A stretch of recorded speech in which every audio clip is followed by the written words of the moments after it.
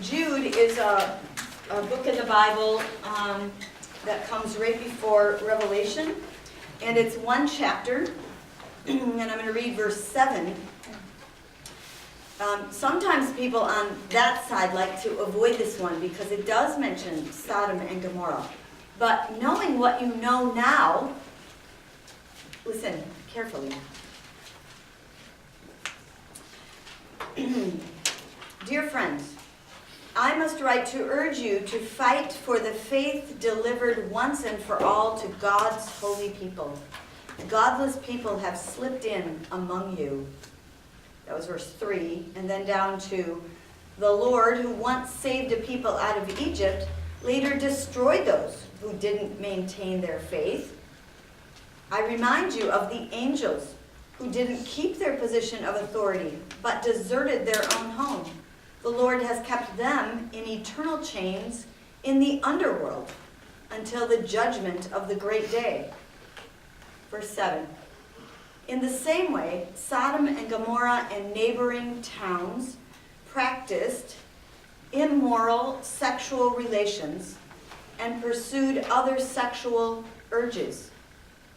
By undergoing the punishment of eternal fire, they serve as a warning.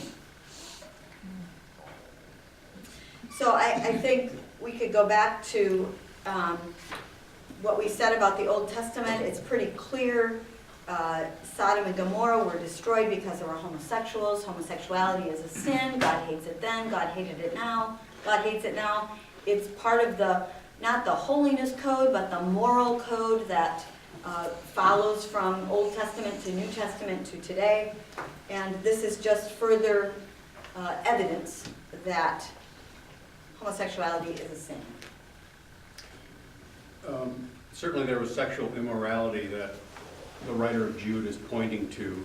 There was, in many of the early Christian churches, it might be hard to believe this, but a celebration of particular feasts, the Lord's Supper, for example, they often turned into love fests, and people got tired of waiting around for other people to arrive, and they would start the communion early, which, believe me, they didn't have grape juice, they had wine, and things got so entangled that it became a full-blown orgy in some churches. And I would like to be interim pastor of one of those churches.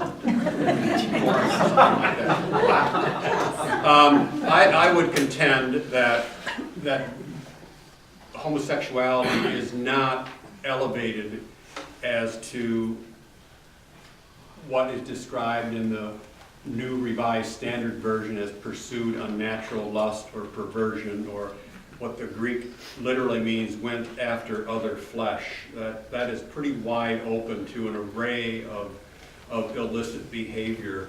And clearly, the author of Jude is not referring to committed, loving, mutual, respectful relationships between same-gender partners.